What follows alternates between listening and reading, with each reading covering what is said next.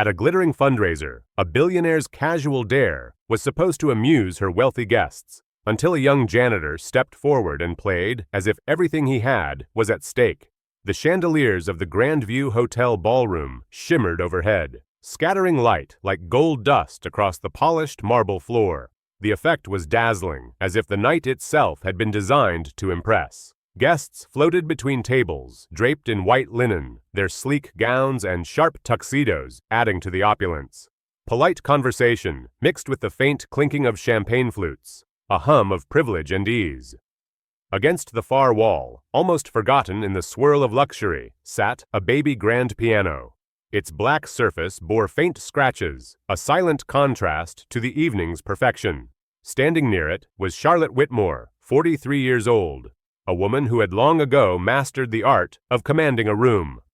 Her emerald gown caught the light like cut glass, her chestnut hair falling in soft, deliberate waves. Every smile she offered was precise, practiced for cameras and society pages. Known for her dramatic flair and ability to turn passing comments into tomorrow's headlines, Charlotte was entirely in her element. She tapped manicured fingers along the piano lid and let her voice drift into the crowd, pitched perfectly to be overheard. "You know," she began with a playful lilt, "if anyone here can play this piano flawlessly, I'll marry them tomorrow." It was the kind of remark no one at such a function took seriously, the sort of glittering quip designed to draw laughter and keep the night buoyant. And laugh they did. The sound rippled through the room, light, indulgent, effortless. Guests exchanged amused looks, as if to say, "Classic Charlotte." A few reporters angled their heads, their mental notepads already framing the quote. At the edge of the ballroom, Ethan Miles, 29, paused mid-task. He had been replenishing pitchers of ice water, his hotel-issued navy shirt slightly wrinkled from hours on his feet. He was the youngest custodian on staff, only 8 months into the job. Normally invisible in the background, tonight he stopped moving. Setting down the pitcher, he straightened, walked toward the piano, and spoke just loud enough to be heard. "Do you mean that?" The words sliced through the laughter like a bow across strings. Conversations broke, heads swiveled. Charlotte blinked, not startled by the question itself, but by who had asked it. She recognized his face the way one recognizes staff. Familiar, yet nameless. Present, but unimportant. "I suppose I do," she replied with a tilt of her head, her smirk widening for effect. "Why? Thinking of auditioning?" A ripple of amusement passed through the crowd. Someone whispered, "This should be entertaining." Another chuckled, clearly expecting a clumsy spectacle. But Ethan didn't grin. His expression was calm, steady, as if the moment carried a weight no one else understood. He rested a hand on the worn edge of the piano and said evenly, "If you're serious, then let's find out just how serious you are." The air shifted. The laughter didn't vanish, but it thinned into something quieter, expectant. A reporter raised a phone to capture what might become a headline-worthy scene. One of the hotel managers edged forward, ready to intervene if embarrassment threatened the donor's comfort. Charlotte, thriving on spectacle, gestured to the bench. "By all means," she said with a flourish. "Let's see what you've got." Ethan set aside his work caddy, the clink of spray bottles faint against the hush. He lowered himself onto the bench. His navy uniform, the Grandview logo stitched above the chest pocket, looked starkly out of place against the gleaming instrument. He inhaled, fingers hovering just above the keys, the silence stretching long enough to provoke skepticism. "This'll last 30 seconds, one man muttered. Another leaned toward his companion, whispering, "Bet he bangs out chopsticks and calls it a night." Smirks followed, polite in their cruelty. But Ethan didn't falter. His eyes stayed fixed on the keys. The first notes were deliberate, careful, as though testing the piano's voice.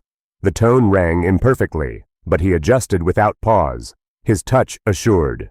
Then, the melody shifted. His fingers began to move with startling ease, each note flowing into the next, alive with precision and emotion. Conversations stuttered and fell silent. Laughter died entirely. Those scrolling their phones dropped them to their sides without thinking. The ballroom, designed for opulence and noise, was suddenly hushed by the sound of a janitor's music. The whispers that returned were different now, uncertain, almost uneasy. "He probably just knows one song," murmured a woman in pearls, though her voice lacked confidence. Her husband, eyes narrowing as he watched Ethan's hands blur across the keys, muttered back, "We'll see." Near the buffet, two young men in slim suits exchanged a look. One raised his champagne glass and smirked. "I'll give him a minute before he messes up." Yet Ethan's expression didn't waver. His shoulders swayed gently with the rhythm, his body language relaxed but intent, as though he were playing in his own world, untouched by the glittering eyes around him. The sound was unexpectedly rich, layered with depth that clashed with every assumption people had made the moment he sat down. "Where'd he learn that?" a middle-aged man asked under his breath. "YouTube," someone guessed, their laugh faltering halfway through. Charlotte, leaning casually against the polished piano, fought to maintain her smirk. Her challenge had been nothing more than a throwaway line, an indulgent spark for conversation. But now, with each chord, her amusement slipped into something else. She studied the way his posture never broke, the way his timing allowed silence to breathe before pulling the melody forward again. "Not bad," she remarked, her voice pitched to carry. "But let's see if you can keep that up for more than a minute." A few guests chuckled, though softer this time, less certain of the joke. The longer Ethan played, the harder it became to dismiss him.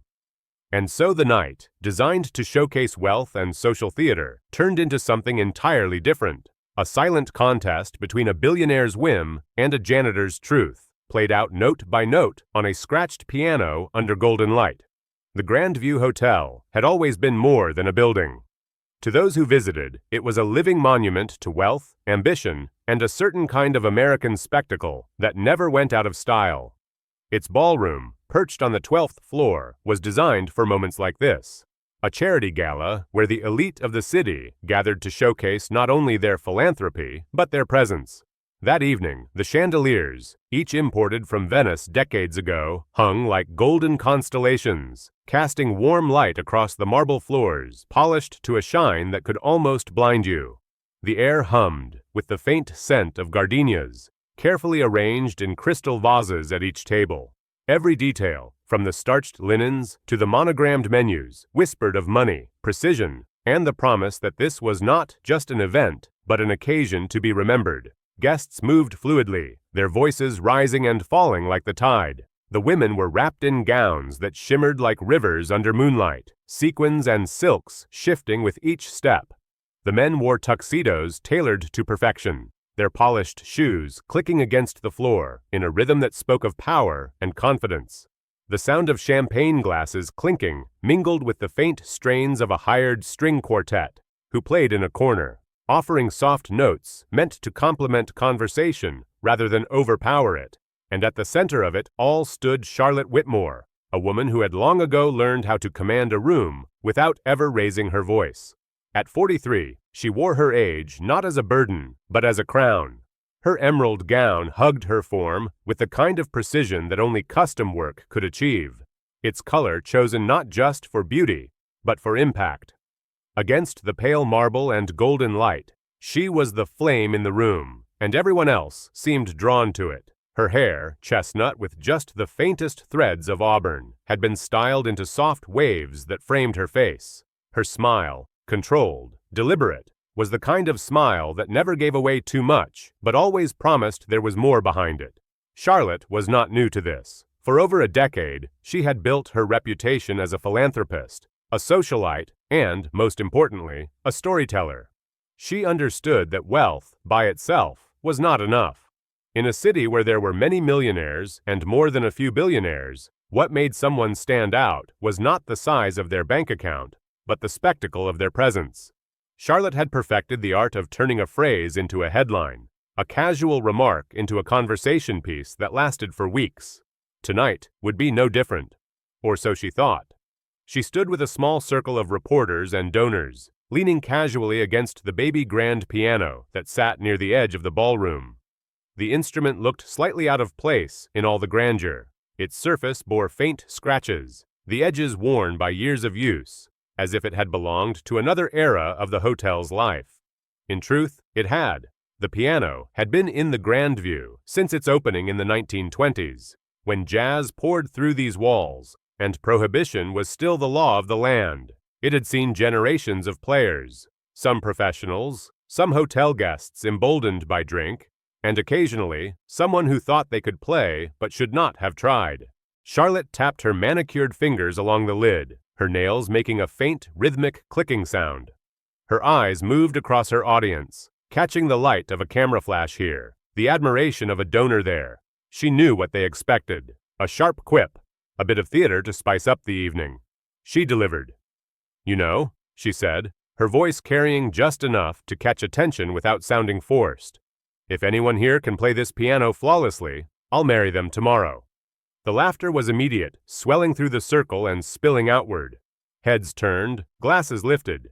It was indulgent laughter, the kind people share when they know they're not expected to take a thing seriously. Someone muttered, "Classic Charlotte," under their breath, and a few reporters exchanged looks that said they were already writing the line into tomorrow's column. It was exactly the reaction she wanted, or so she believed. At the far end of the room, away from the chandelier's direct glow, Ethan Miles paused mid-step. At 29, he was younger than many of the men serving drinks and clearing plates, but his job was not glamorous. He was a janitor, one of the hotel's invisible hands that kept the marble floors gleaming and the restrooms fresh. Tonight, his uniform was a navy shirt with the Grandview logo stitched above the chest pocket. His work cart rested at his side, a pitcher of ice water still in his hand. Ethan had been moving easily, unnoticed, as was his habit. But when Charlotte's words reached him, something in them pulled him out of the rhythm of his work. He set the pitcher down carefully on the nearest table and stood straighter, his dark eyes fixed on the piano. The room had already returned to its chatter. The joke had landed, the moment had passed. Or so the guests thought.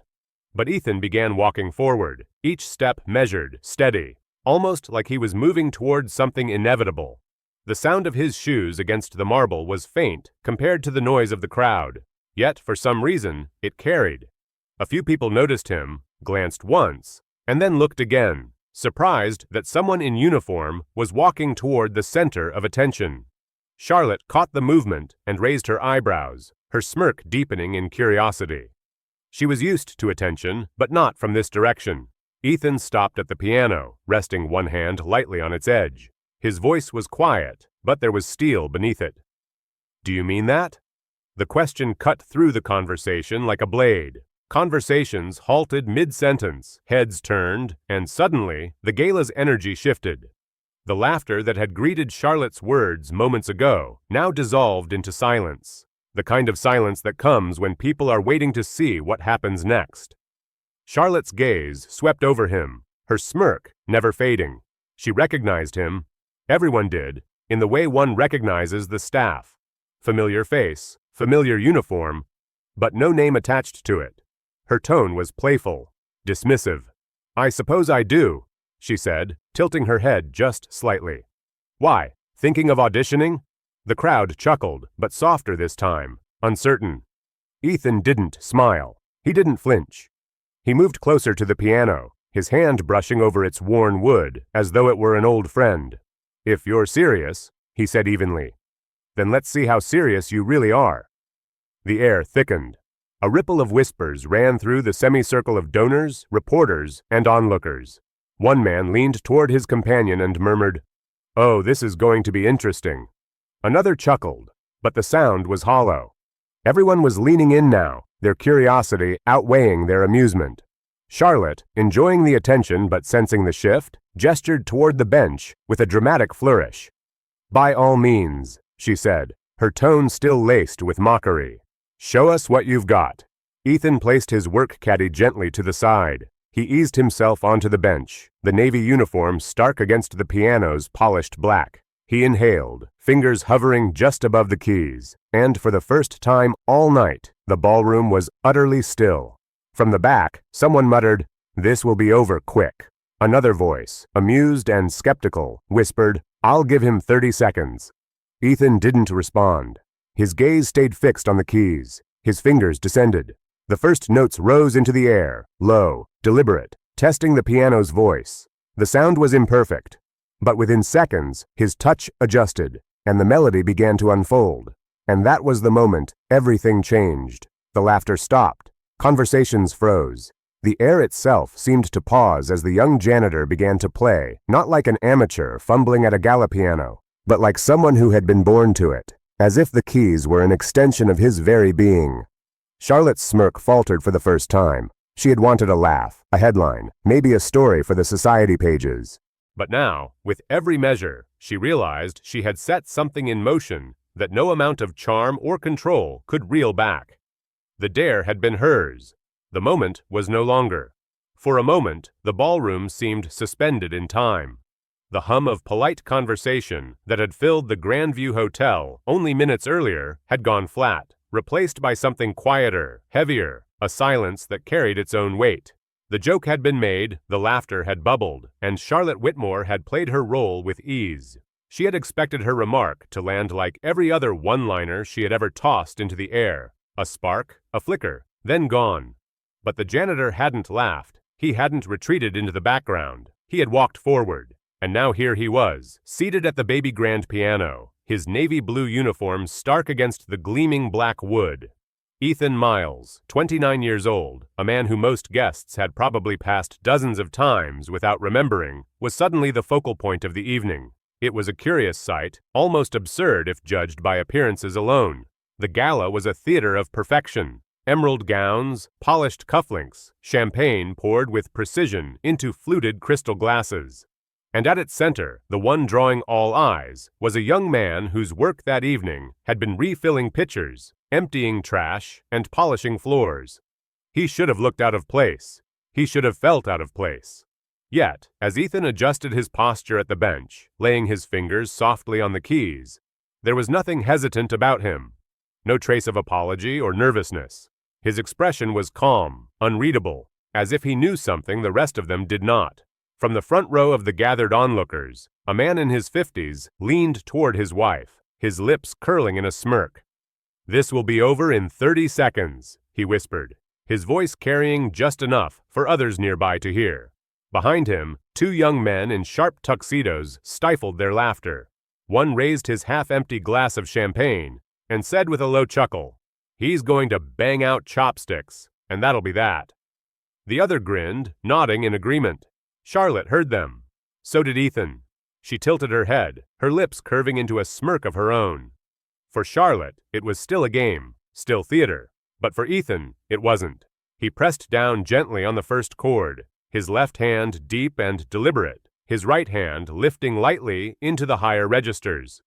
The sound was unpolished, almost tentative at first, like a craftsman testing a tool. But then, without pause, the music began to build. His left hand carved out a resonant progression, while his right hand moved with nimble precision, teasing out a melody that danced above the bass line.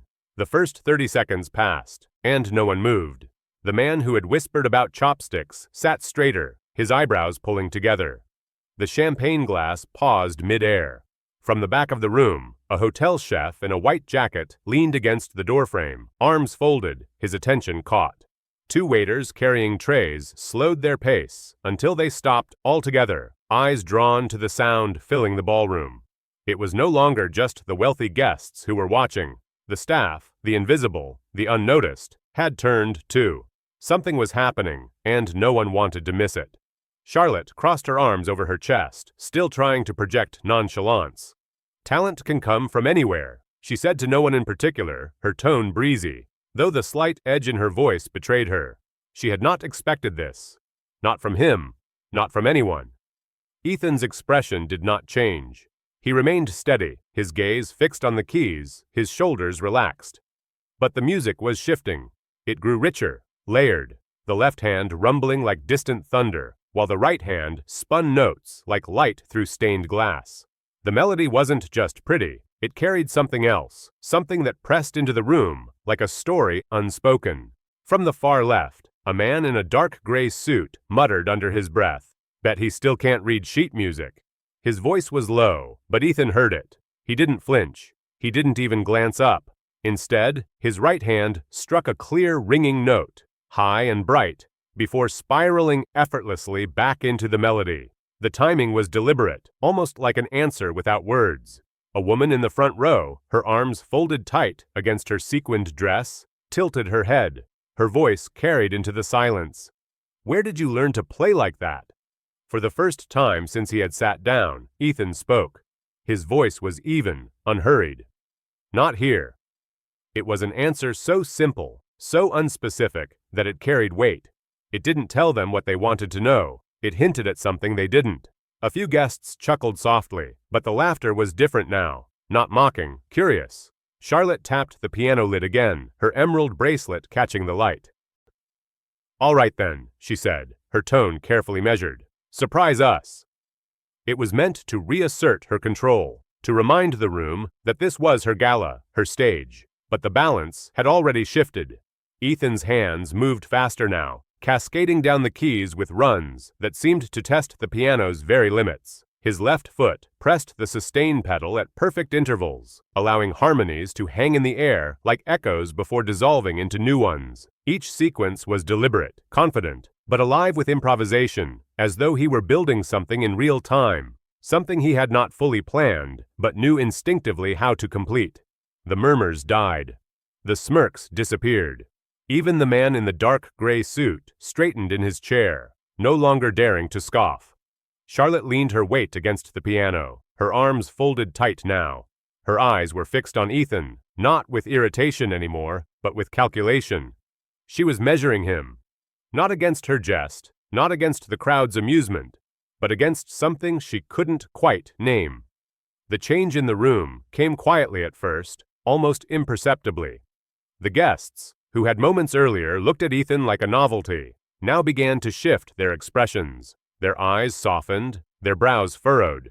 Some leaned forward, others stilled completely, afraid to break the fragile thread of music that wove through the air. Ethan's fingers glided with a fluency that suggested years, no, decades, of practice. Though he was barely 30, the movement of his hands was fluid yet precise, like water flowing downstream, but never losing direction. He wasn't playing for them. That much was clear. His gaze stayed fixed on the keys, but his mind was elsewhere, somewhere private, unreachable. To watch him was to watch a man telling a story to himself. Yet somehow everyone in the room was listening. The piece dipped suddenly into a minor key, the sound pulling tight around the listeners. The lower registers rumbled, deep and aching, while the higher notes floated like fragments of memory, tender but fragile. It wasn't just music, it was emotion transcribed into sound, grief and longing and joy threaded together. The room, designed for wealth and performance, felt transformed into something else. It wasn't a ballroom anymore, it was a chapel, a place where something sacred was happening. And then, without warning, Ethan pivoted again. His right hand burst into a flurry of notes, sharp and clear as glass, while his left hand countered with rolling chords that shook like distant thunder. The contrast was electric, light against shadow, gentle against fierce. Charlotte felt her breath catch. She had been surrounded by power all her life, political power, financial power, social power. But this was different. This was raw, unfiltered, and it was happening in her ballroom, at her event, without her permission or control. Someone whispered from the back, "That's Rachmaninoff." Another voice answered softly, "No. Listen closely. That's his own." Ethan's eyes closed just for a second, as his fingers moved faster still, bending the melody, twisting it, testing its edges. It was no longer clear whether he was playing something written or something born in the moment. The audience couldn't decide if they should recognize it. All they knew was that they were caught in it. And just like that, Ethan Miles, the janitor in the navy shirt, the man who had refilled their glasses and swept their floors, was no longer a novelty. He was an artist. The unexpected challenger had become the master of the room. For a moment, the ballroom was frozen in that curious space between expectation and disbelief. The gentle hum of laughter had all but evaporated, and the bright, golden light from the chandeliers now seemed to glow dimmer, as if it too had been caught in the wake of Ethan's music. What had started as a joke, a bold, playful dare, was rapidly transforming into something deeper, something neither Charlotte Whitmore nor anyone else in the room had anticipated. Ethan's fingers moved confidently now, no longer tentative, no longer uncertain. His left hand anchored the melody with rich, resonant chords, deep and full, like the weight of a well-told story. His right hand danced over the keys, light and nimble, tracing patterns that seemed effortlessly intricate, yet demanding a level of skill that was undeniably evident to everyone in the room. For the first time that evening, the room's attention was entirely his. It wasn't the gentle hum of polite conversation or the clink of glasses against crystal. It was just the music. The sound enveloped them, pulling them closer, and they were forced to listen, really listen, to what was unfolding before them. The man in the dark gray suit, who had been so certain moments ago that Ethan's performance would amount to little more than a few notes of chopsticks, had gone silent. His eyes, once skeptical, now narrowed in quiet disbelief as the music unfolded. The two young men, still holding their champagne glasses, exchanged glances. The smirk had faded from their faces. One of them muttered something under his breath, but it was barely audible, a half-hearted attempt at trying to dismiss the undeniable truth in the air. This wasn't a joke anymore. Charlotte stood leaning against the piano, arms crossed tightly, her posture a perfect picture of the socialite she had always been, the one who controlled every conversation, every room, every gesture. But now she stood still, almost rigid, her eyes fixed on Ethan. Her calculated smile had long since faded, replaced by a furrowed brow and an expression of reluctant admiration. She hadn't expected this. "Talent can come from anywhere," she had said earlier, her voice light, dismissive, as if to brush away any thought that this janitor could really play. But now, with every chord he struck, every note he allowed to linger in the air, the doubt in her chest grew heavier. This wasn't just someone who had stumbled upon a piano. It was someone who knew exactly how to use it. And now, the room was listening, every last one of them, held captive by the music. The first few measures Ethan played had been subtle, like an invitation. The piano responded to him, gently, almost hesitantly, as if the instrument itself was unsure what would come next. But then, slowly, those tentative notes gave way to something deeper, something more confident. Ethan's touch was no longer tentative. He had taken hold of the keys, molded the sound, and bent it to his will. Each note now resonated through the space with a power that was impossible to ignore. The melody shifted, became more intricate, and suddenly the room wasn't just hearing music, it was feeling it. The first whispers of doubt in the crowd grew silent, swallowed by the sheer force of the music. Even those who had initially written him off as some kind of foolish participant in an elaborate joke felt the pull of the performance. At the back of the room, a few of the waitstaff stopped mid-step, trays suspended in the air as their attention fixed itself on Ethan's performance. Even the chef, who had been known for his stern, no-nonsense attitude, stood in the doorway, arms crossed, but his expression one of utter fascination. The change was subtle, but undeniable. Ethan wasn't just playing notes on a piano anymore, he was drawing something out of the air around him. Something intangible, but powerful. Charlotte felt the shift in the room, like a ripple across water, but she refused to admit it out loud. She had been in control of every situation she had ever been in. She had built an empire on the foundation of that control. But this was different. Her gaze didn't waver from Ethan. She still maintained the calm facade of a woman who had seen it all. But deep within, her mind was racing. The sounds that emanated from the piano were more than just musical. It was as if the young man was speaking directly to the people in the room, telling them stories of things they had never heard before. Charlotte had spent her life playing a game of images, of facades.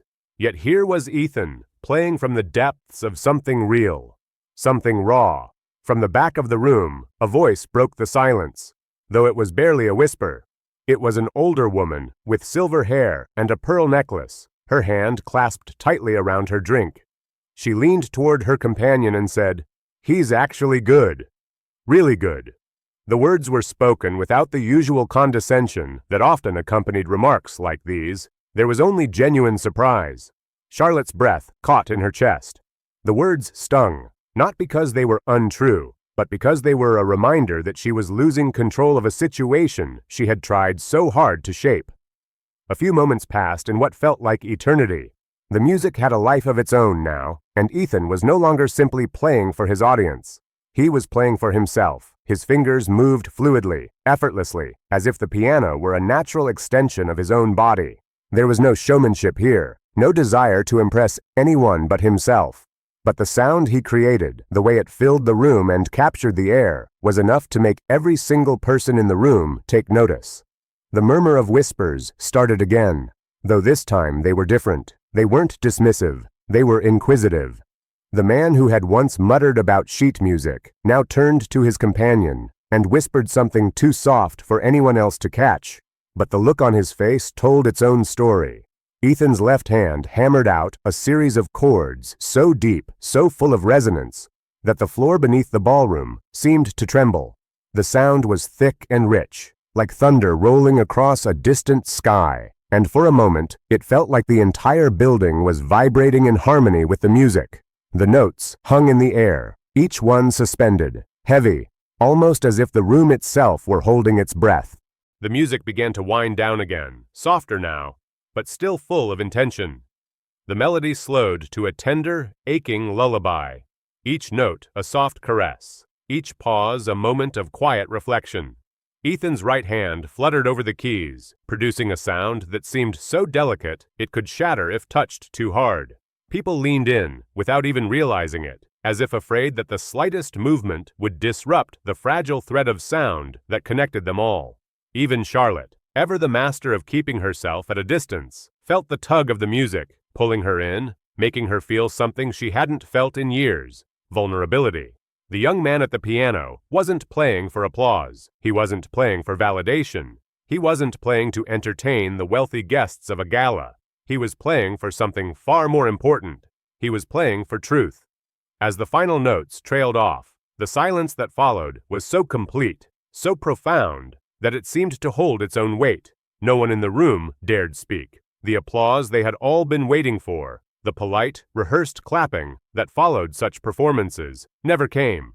Instead, the room stayed still, as if they were all in the presence of something far more significant than a mere performance. Charlotte could feel the shift inside herself. The walls she had carefully built over the years, the walls that separated her from everyone else, suddenly felt like they were crumbling. There was nothing here to control, nothing here to craft into the perfect image. There was only Ethan, standing quietly at the piano, his hands resting lightly on the keys, as though he too was giving the room a chance to breathe. And for the first time that evening, Charlotte wasn't sure what to do next. The silence in the ballroom stretched like a taut wire, and for a fleeting moment, it felt as though everyone was holding their breath, suspended in some strange, unspoken understanding. It was the kind of silence that made the softest noise. A rustling sleeve, a cough, the faint clink of a glass, sound louder than it really was. The music had ended, and though the notes still hung in the air, there was nothing but stillness. The guests who had been speaking in hushed tones earlier now stared wide-eyed, as if unsure whether to resume their chatter or continue observing the spectacle unfolding before them. Charlotte Whitmore, ever poised, stood just a few feet from the piano, arms still crossed. Her gaze, which had been carefully cultivated to command attention, had softened. Gone was the confident, practiced smile that had been her trademark. The smile that made her the queen of any room she entered. What had started as a casual remark, a joke meant to entertain, had transformed into something she couldn't control, something that now unsettled her in ways she wasn't accustomed to. She knew, of course, that the evening would bring its share of surprises. But this was beyond anything she had imagined. Ethan Miles, the janitor, hadn't just played the piano. He had taken over the room. The sound he produced was raw and vulnerable, not something you could easily define or package into the neat, predictable narratives that Charlotte was so used to. His hands were steady, his expression unreadable, and there was a quiet defiance in the way he had carried himself since the very first note. There was something about his presence that had broken through the pretense of wealth and status that had always ruled this space. And now, the guests who had come for a night of luxury were suddenly faced with the uncomfortable realization that they had underestimated the janitor. It was an unsettling thought. Charlotte could feel it deep in her chest. How had it happened? How had this young man, in his faded uniform, managed to turn the tables in an instant? As the last note from the piano died away, the murmurs started again, but they were no longer filled with dismissive chuckles. No, this time they were laced with doubt, doubt that stretched across the room like a thick fog. Where the hell did he learn to play like that? The voice came from the back of the room, a man in a dark gray suit, who had earlier dismissed Ethan as a mere distraction. He had been one of the first to make a joke about the janitor, and now he was the first to voice the question that everyone was thinking. But this time, his words were tinged with something else, something closer to confusion than mockery.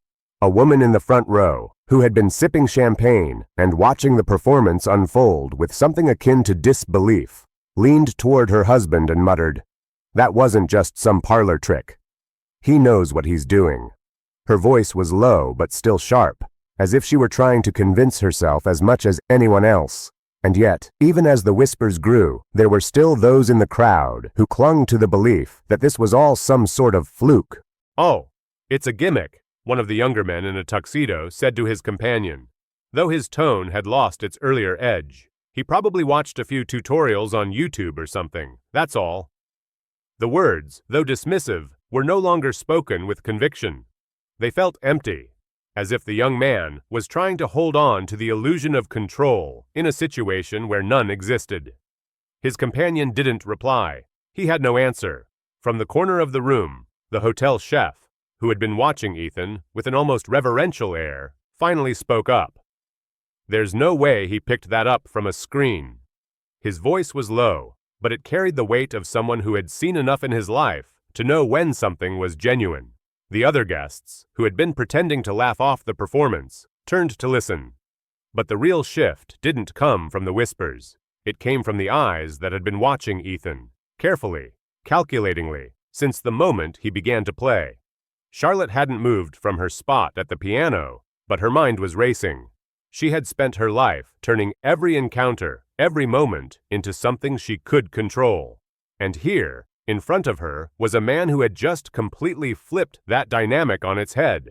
He hadn't even tried, he hadn't needed to, and that was what terrified her. Her eyes met those of one of the reporters, a young woman with sharp eyes who had been following Charlotte around the ballroom all evening. The reporter's expression wasn't one of admiration or intrigue, it was one of challenge. The reporter was seeing something that Charlotte wasn't prepared to face.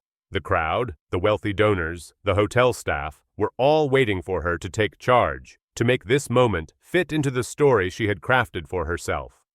But the young man at the piano wasn't giving her that luxury. "I didn't think he had it in him," Charlotte muttered under her breath, her voice soft but tinged with an edge of uncertainty. She wasn't speaking to anyone in particular, but the words were enough to make the reporter raise an eyebrow. A subtle but pointed shift that told Charlotte the room was watching her now. Another voice interrupted the silence.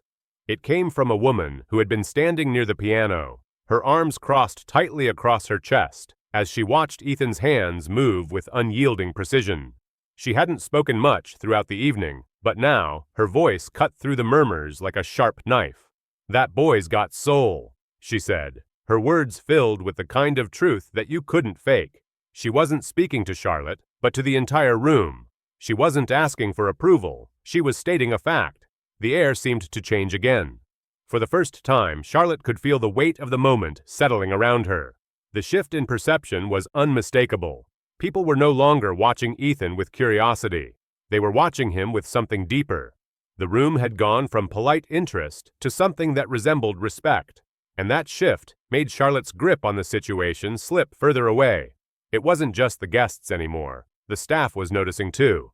Several hotel managers, who had been circling the perimeter of the ballroom, now stood still, their eyes trained on Ethan. A couple of waiters, normally moving in and out of the crowd like shadows, stopped in their tracks. It was no longer the wealthy elite that Ethan was performing for. The entire room had become his audience, and he wasn't just playing for their amusement, he was playing for something more. Charlotte felt the heat rise in her chest. She had given a challenge, and she had expected it to be quickly forgotten. Another funny story to share over cocktails. But Ethan had turned it into a battle, a quiet confrontation that wasn't just about music. It was about something else. As she stood there, her arms still crossed, Her thoughts became a storm in her mind. She had spent her life shaping stories, manipulating moments to fit her narrative. But this was different. This wasn't a story that could be shaped. It was a story that was being told to her, by him. The tension in the room was palpable now. The whispers grew louder, the doubts more certain, and the defiance, quiet, unspoken, grew like a steady pulse beneath the surface. Ethan had challenged them all, and they were beginning to realize that he had no intention of backing down. As Charlotte shifted her weight, unsure of what to do next, she realized something. This was no longer her story. The story was his. And it was only just beginning. For a moment, the room seemed to hold its breath. It wasn't just the silence after Ethan's final note, nor was it the lingering echoes of his fingers dancing across the piano's keys. It was something deeper, something that stretched across the ballroom, like a living, breathing presence. The guests stood rooted in place, their eyes locked on Ethan, whose fingers were now resting lightly on the piano, the same hands that had once swept floors and filled water pitchers, now suspended in time. The music had stopped, but it hadn't quite left the air. It hung like an invisible fog, wrapping around the guests, tugging at them, pulling them closer. Every single person in that room, from the wealthiest socialite to the most anonymous hotel worker, had been pulled into Ethan's world, a world he had created not through words or grand gestures, but through music. It wasn't just a performance. It was a story, one that none of them had expected, and none of them could escape. Charlotte Whitmore stood near the piano, her posture rigid, arms still crossed, as if somehow it would keep her grounded in the reality she had once controlled. She had been part of this world for so long, the world where money and power spoke the loudest, and control was the currency everyone traded in. But now she was standing at the edge of something she couldn't manage, something she couldn't dictate. Ethan had pulled the strings of the evening's narrative out of her hands and woven them into something entirely his own. What had begun as a light-hearted dare had morphed into a quiet rebellion. Ethan had played not to amuse them, not to impress them, but to speak to them in a language only a few in the room could truly understand. He was telling them a story, one that was far older, deeper, and richer than the surface veneer of wealth and privilege they all clung to. The murmurs that had buzzed through the crowd earlier were gone now, replaced by something more akin to reverence. The rich laughter had faded. The room wasn't just full of listeners anymore. It was full of people who were experiencing something raw, something visceral. People who had come to laugh and be entertained now stood motionless, transfixed by the story unfolding in front of them. Ethan's music had become more than just sound. It had become a mirror, reflecting their own fears, their own desires, their own long-buried emotions. Every chord he struck, every note he played, was a brushstroke on a canvas that no one had expected to see. It was an image of their own lives, of the things they had buried under layers of wealth and status, of the truths they had shut away because facing them was too painful. But Ethan's piano had brought those truths to the surface, and now they couldn't escape it. Charlotte watched as the atmosphere in the room shifted. The polite applause that she had expected, the clinking of glasses and murmured compliments, didn't come. No one moved. Instead they stood, waiting, as if the final note of the song hadn't yet come. It hadn't fully settled in. They were all waiting for something more, something beyond the music, something beyond the performance. They wanted a name for the feelings swirling inside them. They wanted to understand what had just happened, but there was no explanation. Not yet, at least. Ethan's fingers slowly lifted from the piano, and the air in the room seemed to catch with him. For a second, it was as though the world held its breath, suspended between the end of one moment and the start of another. Ethan didn't speak. He didn't look up. He simply sat there, his hands resting on the keys, eyes cast downward, as if he had just finished telling a secret he didn't want anyone to answer. A woman, standing toward the back of the crowd, was the first to break the spell. She wasn't speaking to anyone in particular, but her voice rang clear, carrying the weight of the unspoken words that were now echoing in the room. "That boy's got soul," she said simply, almost to herself. The words fell from her lips like a revelation. Soul. The word hung in the air for a moment, as if it were something new, something none of them had considered until that moment. Soul. It wasn't just a word. It was the thing they had all been missing, the thing they had all been searching for in the endless pursuit of wealth and status, the thing that money couldn't buy. And suddenly, it was as if the room had awakened. The wealthy guests, the socialites, the reporters, all of them began to nod, as if they had all come to the same realization at the same time. The applause, when it came, was not polite. It was unrestrained, a wave of appreciation so raw and genuine that it shook the very foundation of the ballroom. The sound was not the practiced clapping that followed a polite performance, nor was it the muted applause of a gala, where people clapped because it was expected. No, this was the applause of people who had just been moved, who had just witnessed something they couldn't quite explain. Charlotte stood still, her hands still resting lightly on the edge of the piano, but her expression had changed.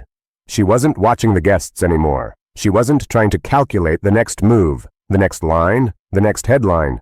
She was listening.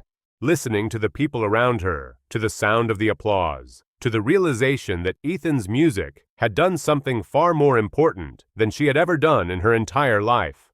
For a brief moment, Charlotte wondered whether she had ever really heard anything before, whether all the applause and the compliments she had received throughout her career had ever truly mattered the way Ethan's music did.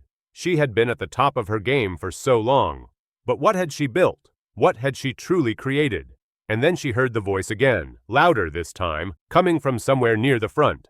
That's not just music, that's a story. The voice was a man's, deep and steady, and though it was just one remark, it had the power to shatter the silence that had followed Ethan's performance. A story. Yes, that was exactly what Ethan had done. He had told a story, not with words, not with speeches, but with music. Music that didn't just fill the air, it changed it. A few of the guests shifted uneasily, as though they had been caught off guard by the rawness of their own reactions. Others nodded in agreement, their eyes filled with something close to awe. Ethan had turned their evening into something they hadn't expected, something more than just a gala or a charity event. He had given them something deeper, something they didn't know they needed but now couldn't ignore. And then, without warning, Ethan stood up from the piano. He didn't wait for anyone to approach him. He didn't need the accolades. He didn't need to bask in the adoration. His purpose had been fulfilled. The guests watched him as he walked away, his movements deliberate, as though he had just completed something monumental, because in his own way, he had. Ethan wasn't seeking approval. He had simply told his truth. And in doing so, he had done something that no one in that ballroom had been able to do. He had broken through. As he walked toward the back of the room, there was no more laughter, no more whispers. There was only the echo of his music, still floating in the air, and the silence that had fallen in its wake. Charlotte's eyes lingered on him, but for the first time that evening, she wasn't watching him as the janitor. She was watching him as something far more important, an artist. And as the applause began to die down, Charlotte knew that the evening would never be the same. She, like everyone else in that room, had just witnessed something that couldn't be erased. The music had told a story, and that story was one that would follow them all long after the night was over. The silence that had settled over the room after Ethan's performance was unlike anything Charlotte had ever experienced. It wasn't the sort of silence that accompanies the end of a great performance, where applause naturally follows, accompanied by the warmth of shared appreciation. No, this was something else, something heavier, something that seemed to hang in the air like smoke, something that both suffocated and elevated the moment at once. For a long moment, it felt as though the entire ballroom had paused, collectively unsure of what to do next. The sudden stillness wasn't just a result of the music stopping, it was the weight of realization settling over the room. The guests, people who prided themselves on their wealth, their influence, their ability to command attention in any setting, were now faced with a truth they hadn't seen coming. A janitor had just upstaged them all, not with grand gestures or words, but with something as simple and profound as music. Charlotte stood near the piano, watching Ethan's figure retreat toward the edge of the room. Her arms, once crossed with the defensive air of someone who commanded every room they entered, had fallen to her sides, almost instinctively. The power she had wielded so easily just hours earlier seemed to evaporate in the wake of the performance. She could still hear the faint reverberations of the final chord echoing in the back of her mind, though the applause had finally begun to swell around her. It started small, a soft, hesitant clap from one of the older men in the front row, his palms coming together in a gesture that seemed almost apologetic. But then another clapped, and another, until the entire room was on its feet. The clapping wasn't polite. It wasn't measured or restrained. It was raw, genuine, the kind of applause you give when you are no longer just a spectator, but someone who has witnessed something they know will change them forever. Charlotte's lips parted slightly as she tried to keep her composure. The applause continued to grow louder, a wave of sound crashing over her. The energy in the room shifted again, this time towards something close to awe. People stood, some without realizing they had risen from their chairs. A few had tears in their eyes, which they quickly wiped away, as if ashamed of their own vulnerability. But there was no hiding it now.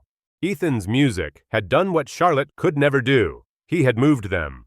He had stripped away the layers of social pretense and exposed something deeper, something that connected them all. For Charlotte, the realization settled like lead in her chest. She had always been in control of these events. She had been the one to dictate the narrative, to curate the guest list, to command the attention of the room. But now, she was a spectator. She wasn't the one being applauded. She wasn't the one in charge anymore. As the applause grew, something else began to happen. A ripple, a murmur spread through the room, as if the crowd were coming to terms with the magnitude of what had just transpired. This was no longer just a private event. No, this was something much bigger. The quiet whispers among the guests started turning into louder conversations, questions, exclamations of disbelief, admiration. People leaned toward each other, whispering frantically, as if they were afraid the moment would slip away too quickly if they didn't speak about it right then and there. "I knew there was something about him," said a voice, a middle-aged woman in a silver dress, her hand still clutching a champagne flute. "I could see it in the way he moved, like he wasn't just working here, he was waiting for something like this to happen." Another voice, this time from a man in his late 40s, sounded almost incredulous. "You're telling me that guy is a janitor? He should be on stage. He should be with an orchestra. This is incredible." The realization struck hard and fast. They had all underestimated him. They had all looked at Ethan and seen only what they assumed was there. The uniform, the job title, the humdrum life they imagined he must lead. They had seen him as just another invisible part of the machinery that kept their opulent world running smoothly. And now, with one song, Ethan had shattered all their assumptions. Charlotte turned her eyes back to Ethan, who had stepped away from the piano, his posture still relaxed, though the energy in the room had shifted around him. He wasn't looking for validation. It was clear he wasn't in need of anything these people could give him. He had shared something far deeper than most of them could understand, and now it was theirs to carry. His music, his talent, his truth. A young woman, who had been sitting near the back, fumbled for her phone, eyes wide with excitement. "Oh my God, I have to record this," she whispered to her companion. And just like that, the moment shifted again. What had been a private, almost sacred experience was about to spill out into the world. She pressed record and began to capture the final moments of Ethan's performance, her phone shaking slightly with the intensity of the scene. Others followed her lead, pulling out their phones and snapping pictures, capturing video, sharing the moment on social media, as if it were some kind of digital trophy. The clapping continued, but it wasn't just for show anymore. It was a genuine expression of gratitude, a recognition of something larger than a simple performance. Ethan had changed the tone of the evening, and as people clapped, they weren't just applauding the music. They were applauding him, the janitor, the outsider, the one they had all overlooked. Charlotte could feel the weight of the shift settling into her chest. She had always prided herself on being able to control the narrative. Yet here was Ethan, someone she had thought of as nothing more than a background figure, suddenly making headlines she hadn't planned for. The camera flashes that had been reserved for her and the other high-profile guests were now focused on him. And the social media posts were already spreading faster than anyone could track. The footage was making its way to Twitter, to Instagram, to Facebook. The world, it seemed, had just discovered the hidden talent in a janitor at a black tie gala.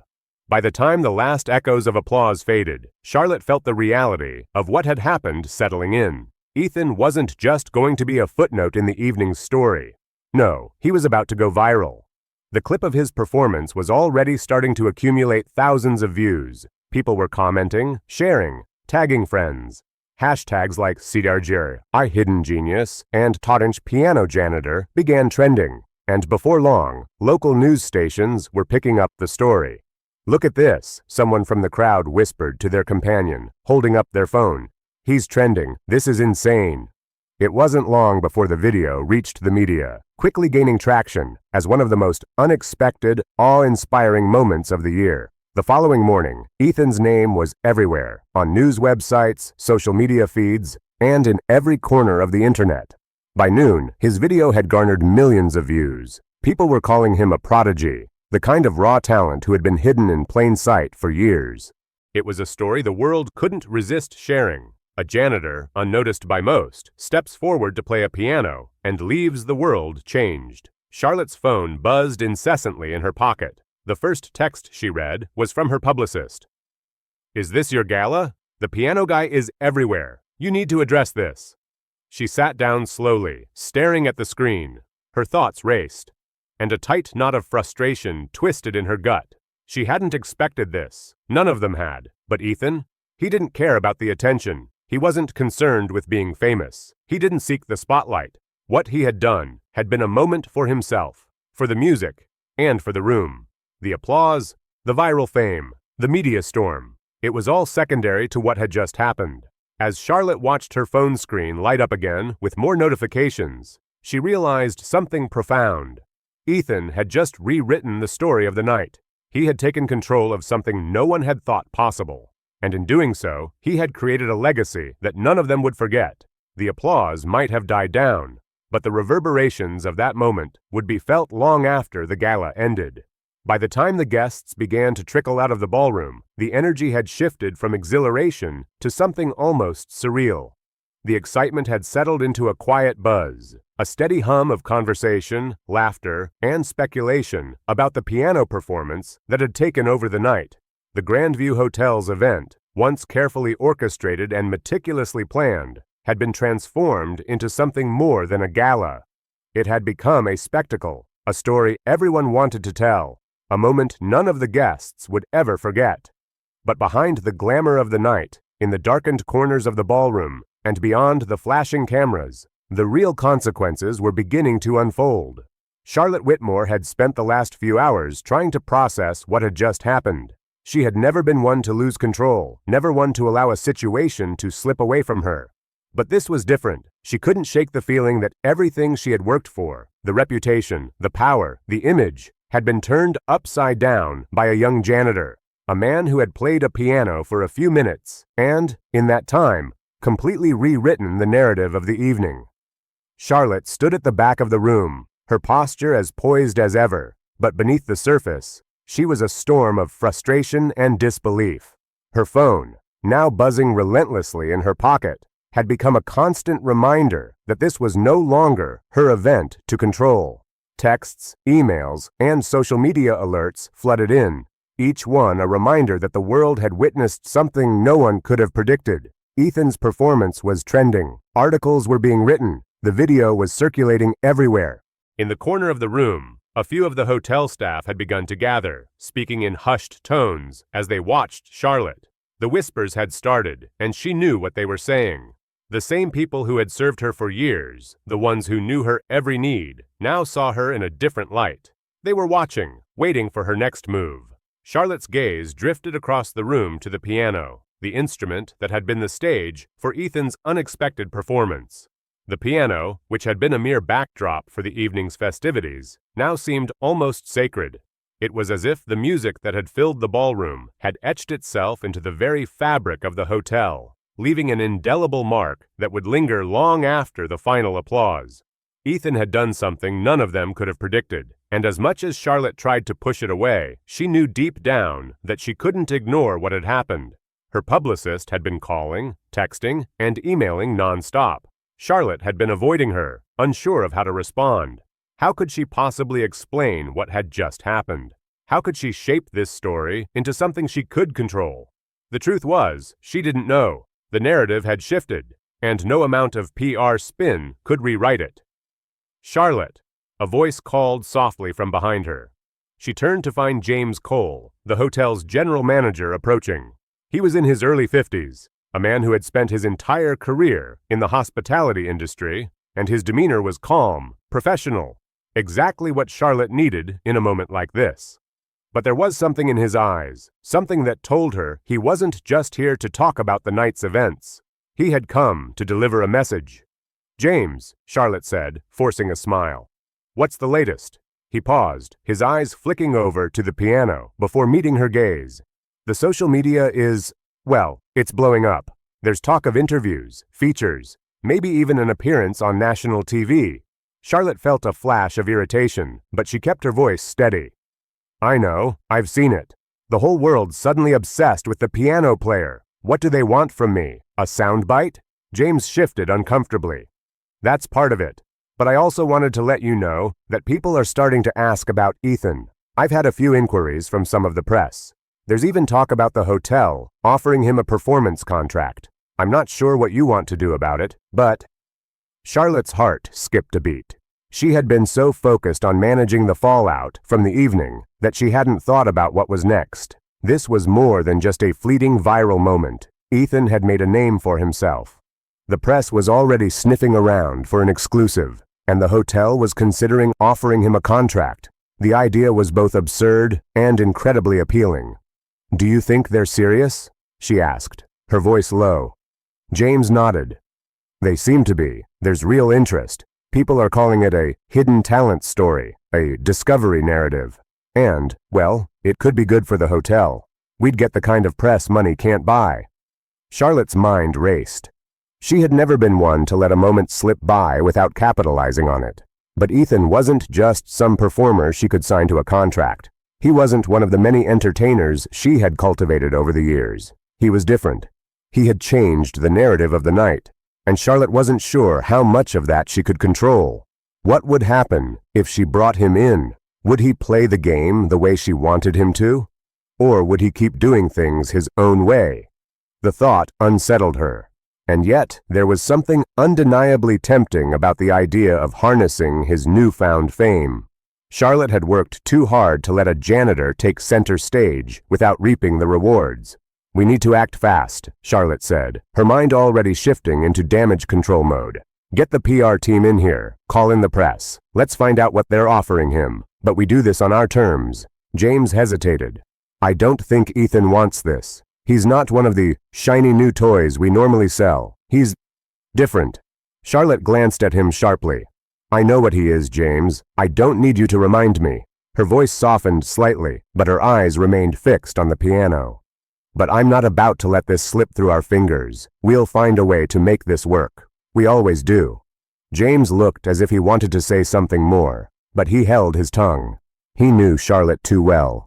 When she made up her mind, there was no turning back. But Charlotte also knew something deeper, something that she wasn't ready to admit to herself just yet.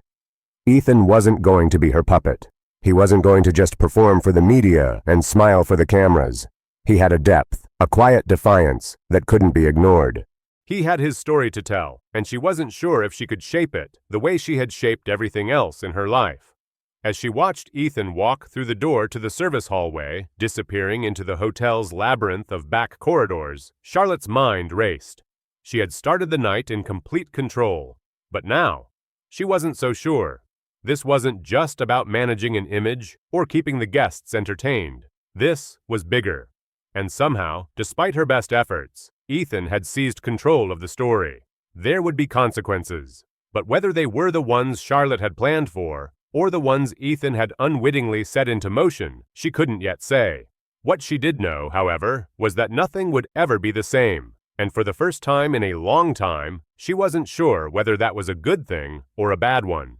The weeks that followed Ethan's unexpected performance were a whirlwind of media attention, interviews, and opportunities that neither he nor anyone at the Grandview Hotel had anticipated. What had started as a bold, casual challenge from Charlotte Whitmore, meant to amuse and dazzle her guests, had turned into something that could not be controlled, something that would echo far beyond the walls of the ballroom. And as the dust began to settle, the consequences of that night became clear, not just for Ethan, but for Charlotte as well. The first signs of change had been swift and undeniable. The video of Ethan's piano performance, captured by a guest and uploaded almost immediately, had gone viral. What was meant to be a light-hearted moment, a piece of entertainment for the wealthy donors and socialites, had become the focal point of the public's attention. Millions had watched, commented, and shared the footage. Ethan, the janitor in a navy blue shirt, had captivated the world. The hashtags Jachquer Piano Janitor and Jambers Hidden Genius trended for days, flooding social media with praise, curiosity, and awe. Ethan had become a sensation, an overnight star, though he never asked for fame. It wasn't just the music that had struck a chord with the audience. It was the story behind it.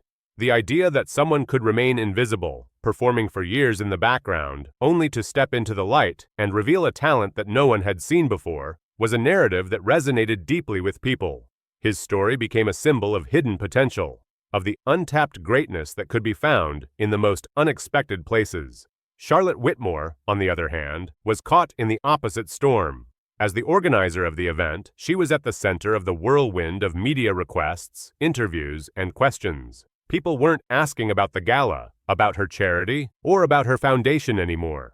They were asking about Ethan, the janitor, the piano player, and though she had tried to steer the narrative in the direction she wanted, the media wasn't interested in her polished image. They wanted Ethan. They wanted the story of the janitor who could play like a master, the man who had left an entire room of millionaires speechless. Her publicist had urged her to take advantage of the media frenzy. "You've got to capitalize on this, Charlotte," she had insisted during one of their many phone calls. "People love the story. You can position yourself as the one who discovered him. You could launch a whole new initiative. You could even have him perform at another event, bring him back for another round of applause." But Charlotte was torn. She had always been the one to drive the story, to ensure that she remained at the center of attention. Now, no amount of spin could make her the headline again.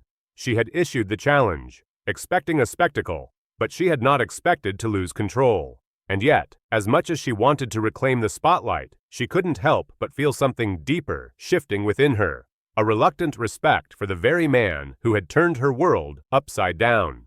Ethan, meanwhile, had remained largely untouched by the storm that swirled around him. He had declined several lucrative offers from media outlets, choosing instead to focus on his life, his music, and the quiet routine he had known for years. He had never wanted the fame.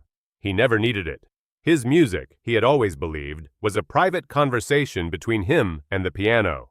It was never meant for an audience, let alone for millions of strangers. But as the weeks wore on, Ethan began to feel the weight of the decision. He had been offered an opportunity to perform at a national concert in New York, an opportunity that could launch his career as a musician. Charlotte had made a bold pitch, through the media, through the public relations team she had assembled, that Ethan should be the guest of honor at her foundation's next charity event. She had even suggested that he perform at a gala in Los Angeles, a venue that would guarantee him an even wider audience. Though the attention was flattering, it also felt foreign to Ethan.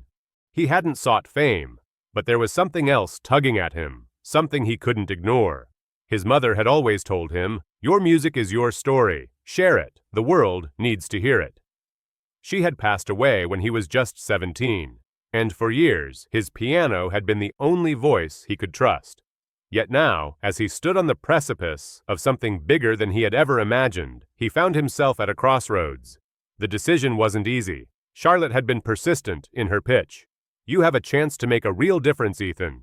People want to hear your story. They need someone like you to show them that talent doesn't come in a package. It doesn't matter what uniform you wear or where you come from. You're proof of that." But Ethan hesitated. He wasn't ready to become part of Charlotte's carefully curated narrative. He wasn't ready to be molded into something for public consumption. And yet, the idea of sharing his music with a wider audience, of stepping beyond the small confines of his apartment and the hotel's quiet corridors, began to stir something within him. One afternoon, a week after the gala, Ethan found himself sitting at his mother's old piano, the one she had bought for $50 at a church sale. It was a humble instrument, chipped and worn from years of use, but it had always been enough for him. He had learned to play on it, taught himself, played through every note with the kind of patience only years of practice could provide. His fingers moved across the keys, but today the music felt different. He wasn't just playing for himself anymore. He wasn't playing just to hear the melody or to feel the connection to his mother. No, this time, his music felt like a bridge, connecting him to something larger, something beyond the confines of his quiet life. It was a call to something he hadn't yet understood, but it was there, waiting for him to step into it. As he played, he thought about Charlotte's words, about the possibility of sharing his music, of stepping into the spotlight that had been thrust upon him. Maybe it wasn't about the fame or the accolades. Maybe it was about showing others that their voices mattered too. That no one, no matter where they came from, should be invisible. Music, after all, had always been his way of telling a story. And maybe, just maybe, he was ready to let the world hear it. That evening, he called Charlotte. "I'll do it," he said simply. The decision had been made. It wasn't for the fame. It wasn't for the applause. It was for the chance to share his story, his truth, with those who needed to hear it. He was ready to step onto a bigger stage, not because he had to, but because he wanted to. And so, the story that had started with a simple challenge, a dare from a woman who never expected it to matter, became something more than anyone had ever imagined. Ethan's music, once confined to the quiet spaces of his life, now had a stage. He would perform again, not for Charlotte's charity, not for the press, but for the people who had never been given the chance to hear his truth. As he hung up the phone, Ethan knew something had changed in him. And for the first time in his life, he was ready to step into the light, on his own terms. Have you ever witnessed a moment so powerful that it changed everything you thought you knew? Just like Ethan's incredible piano performance that shocked an entire room of millionaires, we all have hidden stories waiting to be shared with the world. The journey from unnoticed to unforgettable is filled with challenges and triumphs, and every step counts. If this story resonated with you, imagine the life-changing lessons and untold stories waiting to be discovered in our next videos. Don't miss out on the insights, the inspiration, and the powerful transformations that are coming your way. Subscribe to my channel, hit that notification bell, and be a part of a community that believes in sharing our true selves. Drop a comment below, sharing what you think about Ethan's journey. Did you ever feel like you were hiding your true potential? Let's talk about how we can all step into the light and embrace our talents. No matter where we start, like, comment, and share this video so we can spread the message that no one should be invisible.